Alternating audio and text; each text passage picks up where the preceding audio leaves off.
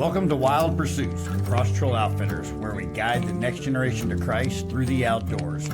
Join us around the campfire as we share stories of faith, courage, and adventure. Hey everybody, welcome to Wild Pursuits with Cross Trail Outfitters. We have got a major treat for you today. He wouldn't want me saying this, but we're actually coming from Lucas Oil Ranch again. I know we came here with our state director from Arkansas, Dwayne Hayda, and his wife several months ago and did an episode here. Well, we're right back here, and we just finished up an amazing calling camp with a few guys from across the nation that are wanting to expand Cross Trail Outfitters and go help guide the next generation to Christ to the outdoors to help expand this across the nation. So we're excited about what God is doing there. And we're excited about our relationship with Lucas Oil Ranch here. They are great partners with us. But more importantly, today, I've got our national director with Cross Trail Outfitters, Mike Johnson, who's from North Carolina. He's been here helping us lead the calling camp with the guys. And Mike, we've been wanting to get with you for a long time, and every time it just doesn't seem to ever work out time-wise. So we've got some time, and so we wanted to let our audiences know, because we've been talking for about the last year. We've been shooting these podcasts and visiting with kids and state directors and outfitters and just let them tell their story. For those of you who don't know Mike, which many of you will be listening will know Mike. I mean, I've been in a long time, but Mike's been in it longer than me and been around pretty much close to since the beginning of things. And I'd love to hear your story. Tell our audience out there just of how you ended up in CTO and how God got you there. A little bit of possibly your even personal testimony. Just let them know where God's got you and where God's taking us and what's going on. All right. Well, thanks for having me, Kurt. It's so honored to be here. I always like it when I get to come to Missouri. It's one of my favorite places, the terrain and the beauty of it all, and the people are just nice. But yeah, CTO is a big deal to me, and I'll give you the background of probably how I had a collision course with it and not just stumbled on it. My entire life has been a life in the outdoors. I was born on the Roanoke River in Plymouth, North Carolina. I was able to take my first gun out of the house by myself at 10 years old, and that was my brother's .22. And it was a amazing squirrel killer. Howbeit, I only got like 5 bullets a week, so I had to learn how to shoot pretty good. Shoot accurate to bring a squirrel home, and that just led to a life of the outdoors. It was every day on the river or every day in the woods. My father passed away when I was 13. I was trapping fur at the time, and I saved all my fur money. And was very successful at it, and was able to put myself through North Carolina State University on lawn cutting and fur money. That's awesome. You could back then, but I don't think you're going to make $200,000 or $300,000 in lawn cutting and fur money to do it today. But it was something you could do in the 70s. Back for sure. in the day, you could. Yeah. Yeah. And that life continued on even through college, and after college I did several things that allowed me the spare time. I've never held down but one 8-to-5 job. And the reason for that is I cannot be closed in. And if the weather's right, if it's December, if it's blowing northwest 40, I have got to shoot a duck. I cannot go in the office or into work that day. So I've always had a salesman job. I've been in the timber business. I've been in the manufacturing business, and as of the last 40 years, I've been in the wildlife management business for private individuals. We have a little company that's been fairly successful at designing, consulting, and building waterfowl habitat and wetland habitat, which is merged into a beautiful business with me and my son, Hunter, into a marine construction business and everything you can do with an excavator, basically. But the CTO story for me was, along with the passion for the outdoors and hunting Pretty much all week, every week, some type or other, or fishing. Me and a friend of mine, Tom Harrison, just started taking a bunch of kids hunting, started taking a bunch of kids fishing, and just did it. It was just an organic thing. Come on, son, get in the truck. Come on, get in the boat. And we did that for a few years. We even started a nonprofit called Wildlife Ministries, Inc. Himself and myself, Tom, taxidermist in Colerain, North Carolina, Jim Edwards, and a wildlife commission employee, David Denton.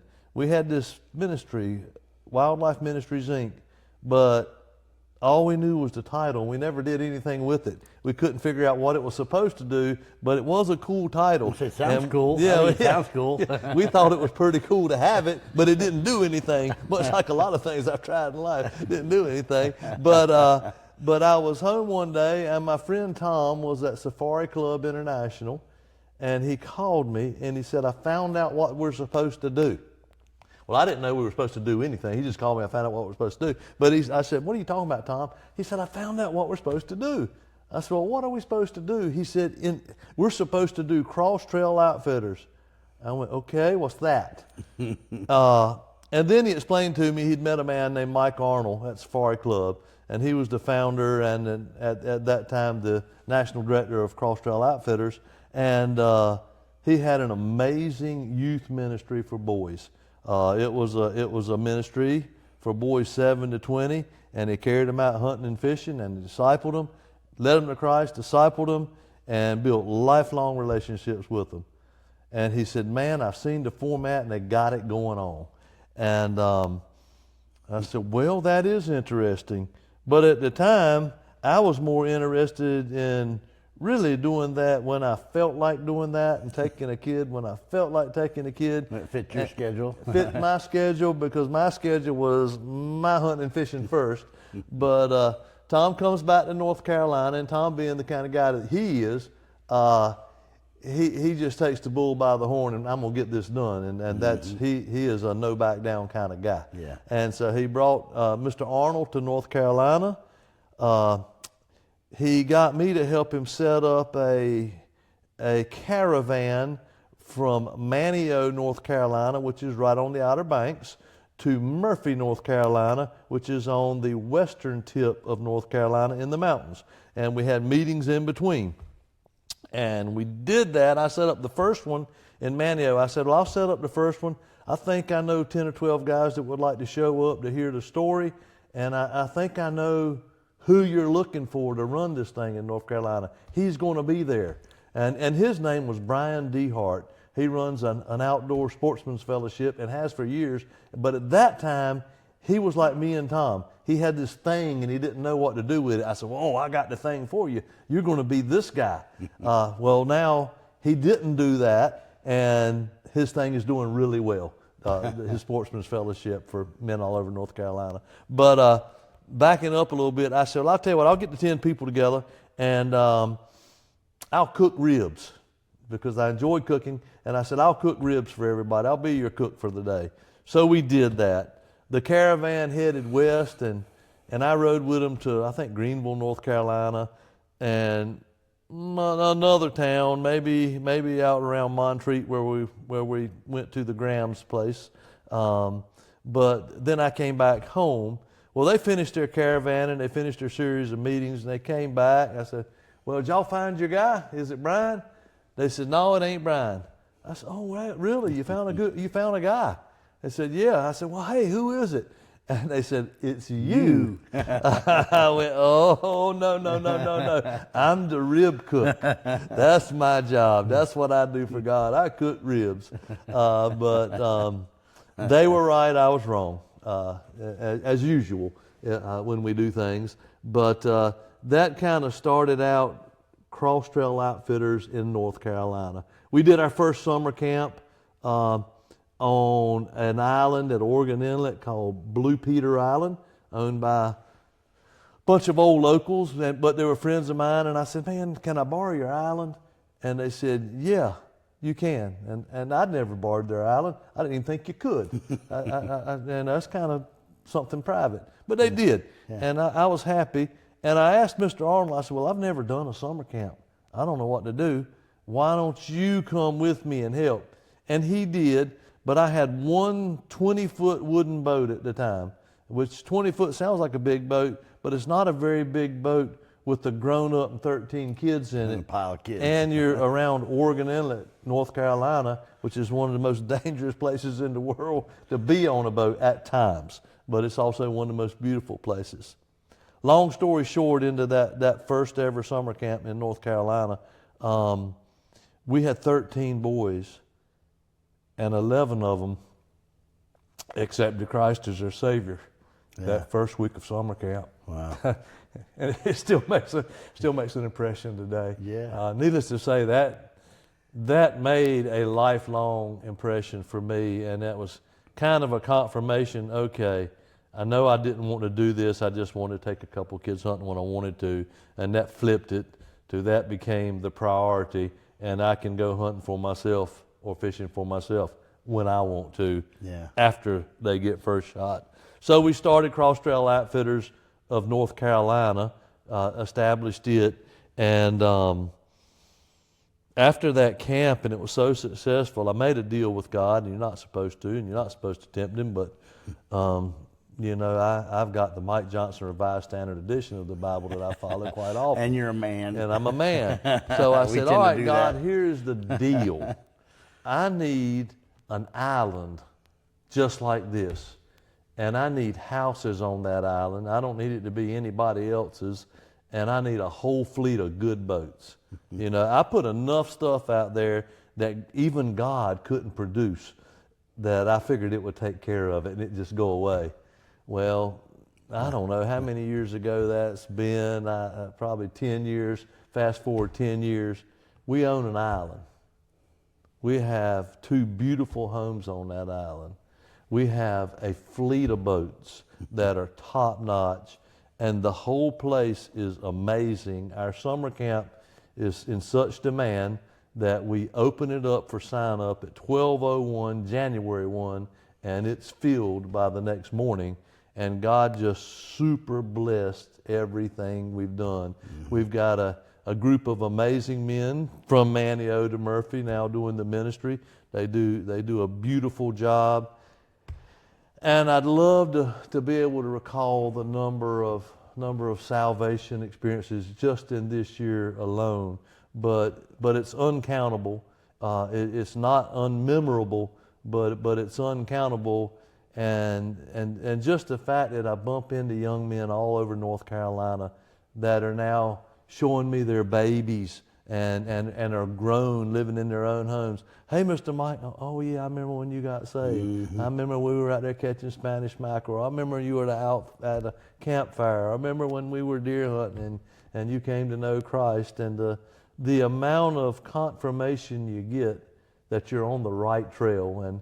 And even at my age now, I go, okay, I need to be winding this stuff down and start thinking about how you kind of just slip out of the way.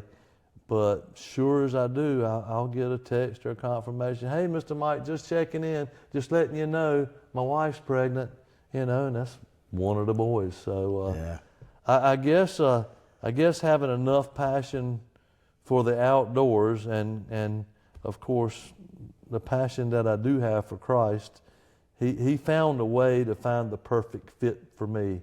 I would have never been able to fit in an auditorium standing behind a lectern talking to people about Jesus. I wouldn't have been able to do that. I can't sing, so I'd have never been the music director. I did the youth pastor thing for a little bit, but I never could seem to connect because my bend is to the outdoors. But when I was placed in the outdoors with ministry, I was able to connect quite effectively. So, God lines up things that will make us be a success, and if we only let him, and he has certainly made my life successful. I've been able to make a living off the outdoors. I've been able to make a ministry off the outdoors, and I've been able to have all of the peace that passeth understanding because of him and through the outdoors. So I'm totally, amazingly, eternally thankful for Cross Trail Outfitters and giving me a clear path to walk and do what God has called me to do. And to everybody that's helped me, I thank them. And thank you for today. Yeah, no, that's awesome. I do, and I know you've got, it's like what we were talking about with some of the guys here today, telling story after story after story after story. I mean, there's so many of life-changing stories. Is there one that just kind of pops in your head? Like, and I know there's thousands, literally, because I know that's how I am. You run through all these, but just like if one pops in your head of just a life-changing experience, whether it be for the Lord or just maybe just an experience in itself. Because we talked about guys, we were telling some of the guys, for those of you who are listening in our calling camp, about these experiences and how we, especially if you've been in as long as we have so many stories of these, like you just mentioned, these older boys who are now men, having babies, getting married, becoming deacons in their church, and they're being ministry leaders, and they're being influencers for the Lord, for the kingdom, and just wanting to share and say, hey, my wife's pregnant, hey, this is happening, or hey, I just got a job promotion or whatever. We made a life-changing impact. Do you have one that just really stands out anytime somebody mentions that to you? I know that's a kind of a oh yeah, but that's okay. question, It's not a crazy question. The cool thing is, it's a crazy number, and all of them stand out. If I sit here and thought about it, we could probably talk to tomorrow. I know this camera doesn't have film, but I think it would run out. Memory would run out. Yeah. I'll just start from the beginning. One just popped in my head from the very beginning. That very first summer camp, 13 boys, 11 salvations. Yeah. One young man there named Dylan West, I'll use his name. I stay in contact with him. He's a beautiful man now in law enforcement, great cop. Dylan was totally unruly at campfire. He just was disruptive, was stupid, and I can get by with calling him stupid because me and him have chewed a lot of duck blinds together, and we've done stuff. He knows I love him. He's been in some of our promotional videos in the past too. Yeah, he knows I love him. Yeah. But he was being stupid, disruptive, just not a very good young man. As a matter of fact, at one of the campfires, we just asked him to leave. We said, you know, if you're going to be like that, you're not a part of this. Just go on somewhere. Wow. What do you mean somewhere? Just get away from here. Get somewhere quiet. I don't even care if you talk to God, but you ain't going to talk during this campfire. And he was asked to leave.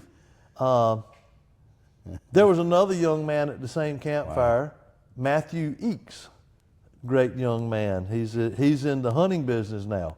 Matthew he's running outfits and taking people duck hunting, bear hunting, deer hunting, and he's a great kid and a great guide.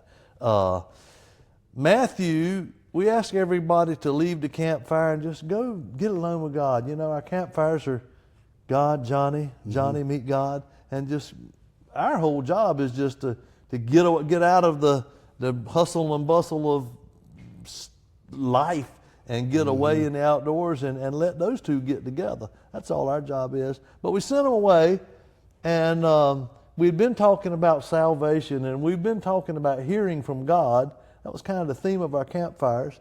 And Matthew comes back, and Matthew was kind of little at the time, and good-looking, just happy kid. He's just a dear human being. And I said, Matthew, did you hear from God? He said, yes, Mr. Mike, I heard from God. I said, well, what did God say to you, and how did you hear from him? He said, I was laying on the ground, and there was a bug. I'm going, okay, now where is this going? Where are we going? He said, there was a bug, and the bug was walking by, and I was just looking at it, and it was almost like the bug was talking to me. I said, all right, I'm gonna bite. I'm like, all right, Matthew. Well, what was the bug saying to you think? He said, the bug was telling me I needed Jesus as my Lord and Savior, and I need him to come into my life. I went, okay. The bug said that.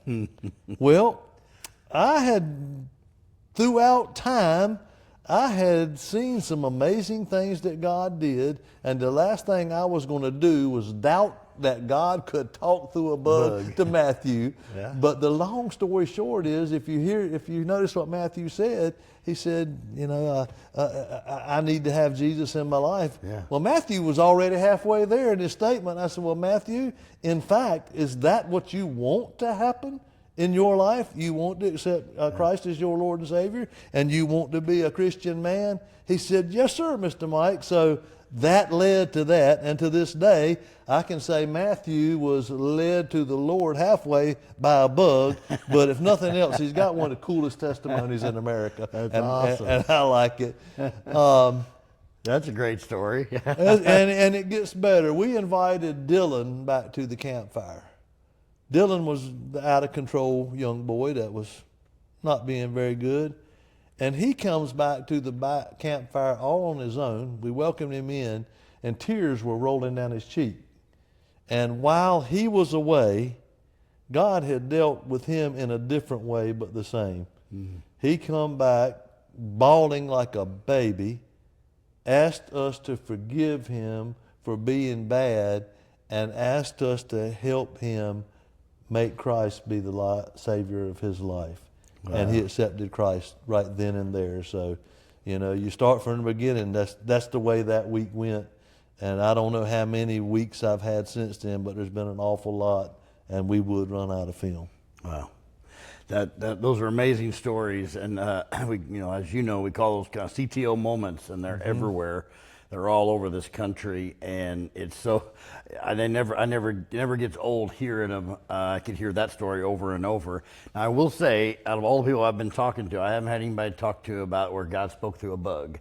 So that's a new one for me too. Yeah. I think that's amazing. He's my only one. It probably never will happen again, but that's amazing, and that's just how God works. Yeah. And I think that's the testament of Cross Trail Outfitters, and we talk about this all the time with our other guests and other people all the time about, what we do isn't rocket science. No. We just allow God, like you said, Johnny, here's God, God, here's Johnny, get to know each other, and if you need us, let us know. Yeah. Our founder used to preach that pretty heavily, and that's still what we do in a nutshell. And we just allow God to do what he does and allows boys to be boys. And not very many people are going to send a kid out by themselves sitting there in the sand or the dirt, because people are thinking all the things that can happen. But with the mentorship and the discipleship leading up to that, and just like your story with Dylan, there's times that you got to be firm, and you don't need to be here, but you allow him to get away and let the Holy Spirit do what the Holy Spirit does. And he touches him, and he comes back and does what he is. And he obviously, I know he later became an apprentice guide and guides and does all that in the past. And like you say, is a fantastic, godly young man now because of that influence that he had for you in his life, but also others too, I'm sure, played a role. Oh, yeah. But if we hadn't had that moment in Cross Trail Outfitters, we don't know where a Dylan West would be to this day. Yep. So to me, that's the epitome of Cross Trail Outfitters, and I know that's our passion as leaders is to get more of those moments and to get more of those men out there. Yeah. That's what we've been doing here the last several days with our calling camp, and want to have more experiences out there, and it takes more men, and they're going to go get their men. I know a couple of the men here, they are pumped up and jazzed up and ready to rock and roll. Studs. Yeah. And they're like, we got some awesome studs of the faith that are coming in here, and this is just kind of a check mark for them to come. They knew it before they walked in here. And you don't always experience that, but they did for sure, and that was exciting to watch. And I feel, and I know we've talked about this futuristically, this is what we're going to start seeing in Cross Trail Outfitters as we continue to grow and expand. You're going to have a lot of studs of the faith that are going to come in and say, hey, I want to be a part of this, because they hear those bug stories and they hear what God does. And many of them, just like these guys here we're talking about, they've been doing it. Yep. They've been sharing their faith. They've been taking kids in the outdoors. We are just organized enough, need to get better, as we all know, and improve, but we're organized enough that we can we can help them where they don't have to go reinvent the wheel, and we can allow them to come in underneath us and go expand this and grow the kingdom and to do what God always seems to do when it comes to that. So, well, those are awesome stories. I love that. One more question that popped in my head that I would love to hear from you, because a lot of guys always tell me, "Oh, Kirk, you've been in here the longest." I was like, no, there's a couple guys that have been around here a long time. What would be the one thing in your personal life and CTO, but how CTO has changed your life? I mean, you've already kind of hinted at that with a lot of stuff with the stories, but how has CTO changed your life? Because I know it's changed my life. Men like yourself and others, we talked about you and a couple other, when I was in North Carolina a while back and we were interviewing some of your boys and some of your other men, and I used the word icon. I know you wouldn't use that on yourself, but I used the word icon, that you are an icon in CTO from the very beginning, somebody when I came in, and I've been in a long time, but looking up to you and other men that to aspire to be like and to have that same heart for boys. So obviously that changes a person. So how has CTO changed your life? Yeah, that's a great question, and you can come up with and make up any answer you want, but it's such an obvious answer for me. Yeah. I'm the guy that I really like business, and I like working. I like conquering things. It's the hunter in me, the fisherman in me. I like to figure it out, and I like to win. And so I'll chase about anything that looks like a challenge and is winnable. I don't like to chase things that I don't think I can win at. But I don't want to put things in your favor. But I would have been terribly busy as a Christian, and found plenty of work things to do, and would not participate in ministry. I certainly would go to church on Sunday. I certainly would read my word. I certainly would pray and spend time alone. But I probably wouldn't have gone outside of just being the basic Christian and been involved with ministry had CTO not come along and there not been such a need for what we do. Now, there was close to 20 years ago when we were doing this stuff, getting into it, there was certainly a need. There's always been a need to share the gospel. The workers are few. Bible's clear. Jesus started saying it, and I think the workers have gotten more scarce since Jesus was here instead of more of us. Yeah. Has lately anyway. But the boys desperately need a place they can plug in. Every boy doesn't fit on the baseball team or the basketball team or the glee club or the whatever groups. There's a lot of kids that outdoors is their thing. And we provide a way for those outdoor loving kids to plug in, build a relationship with other outdoor loving kids and men that can sow into their life. And I saw the need there. And like I said, I mentioned older and figuring out how to move on. Well, as we've been doing this, we've been doing it, and I'll give all the credits to our guys that work with us. We've been doing it at a huge success with huge numbers and just amazing testimonies.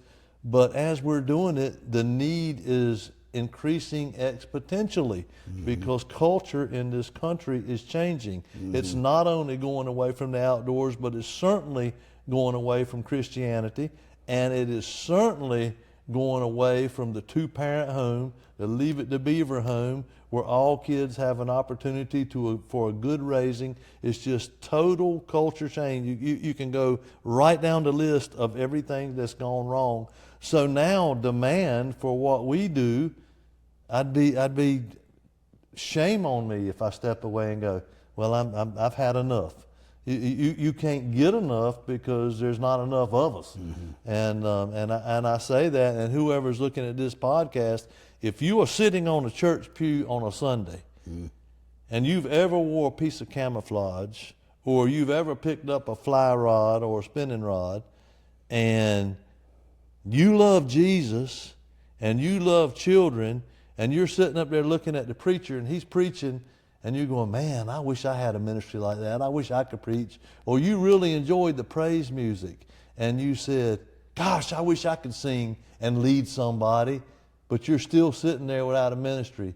If you've had that camo on, or you've picked up that rod and reel, and if you like kids and you care about the future and you care about their future, then you pick up the phone and call 1-800-KID-HUNT, because we need you.